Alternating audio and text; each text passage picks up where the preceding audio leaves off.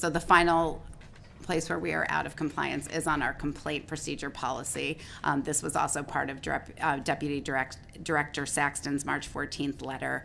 Again, the district is in the process of hiring an ombudsman and revising our complaint policies and procedures. That process will also be outlined for the June 11th, 2014 corrective action plan. Sorry about that. So at this time, Director Buell, if you have a motion, would you just go ahead and state your motion? I move that it be resolved, the superintendent is instructed to review the parent and student complaint policy procedures and return to the board with a report stating recommendations for changes or new procedures. Be it further resolved, the above mentioned report shall be delivered to the board by June 16th, 2014. I have Okay. speak to my Do I have a motion. second for that? I'll second it. Okay. All those in favor? I want to speak to my motion. Oh, the board discussion, excuse me. Thank you. Yeah, I guess I'm not in favor of this, A, because we had no inkling that this was coming forward beforehand, and also, but more importantly, because you just shared with us that that's actually what you're already planning to do. So I don't think we need this additional procedure, because you're saying you're coming back with a report to us, so. Director Buell? I have some comments concerning our parent complaint procedures, which are relevant to this motion. First of all, what is missing is not necessarily a specific procedure, but a balance which allows parents and the district to work together to solve problems in the best interests of our children the best we can. It is not easy being a teacher, principal, or other employee that works in a school building. Teachers make thousands of decisions each day in relationship to sometimes hundreds of children. They are bound to make mistakes or have their actions misinterpreted. It comes with the job. Pretty much the same with principals and other employees. At the same time, parents want what is best for their children, and when adults in the school system don't live up to their standards, it is easy to be critical and judgmental. This mix can lead to some serious conflicts. Parents and school personnel don't have the same perspective, so it is necessary that there is a trust developed between them which allows for teachers to make mistakes or to be misinterpreted, and have parents understand this happens, and at the same time to have school personnel respect and honor the parent perspective. Several things need to take place so that a balance is struck which allows for decisions to be made in the best interests of our children. There needs to be a serious effort on the part of all school personnel to welcome and support parents. This responsibility doesn't fall on teachers and principals, only on teachers and principals, but on all school personnel, secretaries, custodians, bookkeepers, educational assistants, bus drivers, and all district staff. Right now, some of our schools are wonderful at this, but some are not. We need a course correction that starts with us and the school board and our district administration. There have been too many cases of denigrating parent complaints by not seriously honoring the idea that parents are just trying to act in the best interests of their child. If the employee is a person of color, we have sometimes said the parents are just racist. If the employee is white, we have sometimes said the parents are just crazy parents. Now, don't get me wrong, there are racist parents and plenty of crazy ones, but that shouldn't be our default position. Our default position should be, how can I help you advocate for your child? And we mean it, and we do it. When we begin to put this into practice, we can then expect parents to see both sides of the issues, to see how difficult it is to be perfect as a teacher, to see that employees have many other responsibilities that tug at them, and that their child is not the only one, but we all need to work together for all children. So in summary, I want to see clear, concise parent complaint procedures which support what I've outlined above, and I would also like to see us put a timeline on those, or have the assurances, at least from the superintendent, that this will not drag out into next year. Well, I'd like to have it in place before the beginning of the school year, new complaint procedures. Thank you very much. Director Blau? So about the resolution, I won't be supporting it just because I heard assurances. The state, it seems over redundant to me, but I do want to acknowledge that we've been challenged with our parent complaint process this past year, and it's interesting because one of the first times I remember as a board member coming on this board and looking at budgets, and I think we were cutting at the time $25 or $30 million. And at the time we had community agents, we had a whole bunch of number of different pieces that we were looking at, who should we reduce, and our community clearly said you have to keep the funding in the classroom, which we did, and the city came up with their $5 million. But I also remember that we had an individual who was an ombudsman who for the first time gave a direct point of contact, the thing that I hear so many parents complain about. And she was doing phenomenal work and working on this very thing. And then because of a budget cut, we reduced that position. So I appreciate what you're saying, Director Buell, and I do hear what parents are concerned about.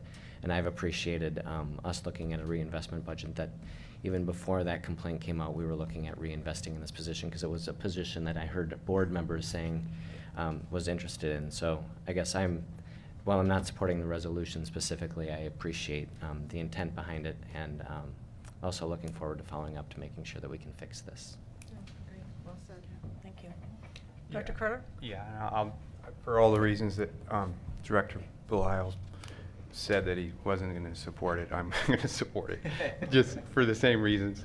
I think it's important, and I think it's important for us for it to come back to us, and for the superintendent to put some thought, which I know is happening, But so I'll be supporting it, and appreciate the work that you're doing on it. So yeah, just Yeah. yes, Yeah. it's in motion right now to look at the policy, and we're actually, in the budget amendment this year, you already approved the position for the ombudsman, and we're in the process of doing the interviewing right now, and we're very eager. You can feel the need for having such a position, and we can feel its absence, so, but in motion. Mm-hmm. Student Representative Davidson, Jim? I think I'll be supporting this. I think, having it in writing is nice, and if it's going to happen, then it happens, and nothing to worry about. But yeah. Great. Director Buell? When is Ombudsman, do you think, coming online? Well, they're interviewing right now, so I don't have a Well, date would you specific. guess but- maybe, was it next year or? No, we'll bring Before them the- on as soon as we in the complete the spring? hiring process, yeah, Great. and negotiate when that person can actually start. So Okay. if they're leaving another job, it'll be, figuring that out with them. Thank you. Any other comments? Then I'm also going to be voting against the motion, and the reason that I'm going to be voting against it, I agree with everything that Director Belial said around the importance of parent and our paying attention to what parents are saying, and I appreciate the work that the superintendent and the staff are doing on the complaint procedure, and I'm very excited to have an ombudsman coming on board. I'm sorry that we ever cut that position. I don't think we should have, but as budgets go, at any rate, I'm very happy that we're bringing that person back. But the main reason I am opposed to this motion is the procedure by which it came to the board. We have consistently said that we will not hear motions that have not been in the board packet, so that everybody knows that they're coming to the board. I went ahead and let this one come to the board so that we could use it as an example of the problems that we have when we have a motion where nobody knows anything about the motion. It's very difficult to vote on it, and for that reason, I'm going to be voting no. Call the question? More discussion? I'd like Sure. to call the question. Okay, the question has been called. All those in favor of the calling the question? Aye. Aye. I think- That's a non-debatable. I think I just Okay. do. Call. Failed, right? No, We haven't gotten to the vote yet. we don't have to vote on calling the question. It's just called. Okay. No, nobody can just call so the the- question with no vote. You Yes, can't just we call are- the question. We are calling it, that's it. in- We're going to vote right now. Oh, we're going to We're vote going now? Yes, Okay. we're going to vote right now. On the We're We're calling going to vote on the question? resolution. We're going to vote on the resolution right now.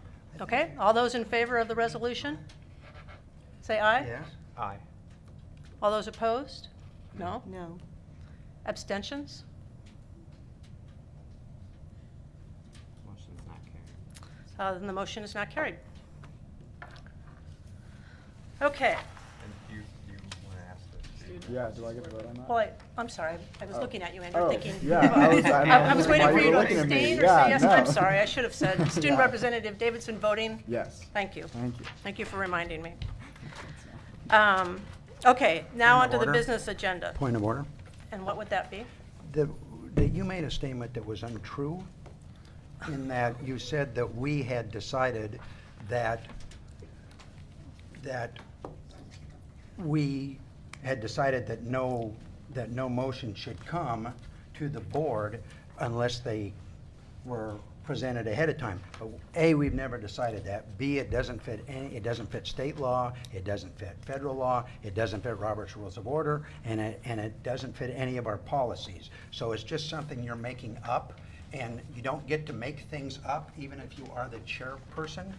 If we want to have that policy, we need to have four votes for that policy, and then that policy will be struck down because it's illegal, because under the state's open meetings law, you can't turn around and not allow someone to make any motions. You can't make a motion if it's on the agenda. You can't make a motion if it's off the agenda, and you certainly don't have to run a motion as an elected official with 47,000 people voting for me. I don't have to run a motion. I don't think it was quite that many, I don't have Steve. any. Somebody told me it was. I never did check. Yeah. I don't have to run a motion through you or the superintendent or Mr. Curler I don't have to run a motion through anybody. I can make a motion. We haven't decided this, and so your characterization of it is totally incorrect. And if you're saying, okay, we're using this as an example, which means you did it, but last week you did it, and you broke the open meetings law in the state of Oregon. And No, I did not. Steve, absolutely, no question okay, about it. that's fine. And We're done. basically, that's not an appropriate action for the chairperson of a public body to break the open meetings law. Well, It's we'll a very ju- important we'll law, just and the disagree state on that. shouldn't be doing it. The board will now move on to the business agenda.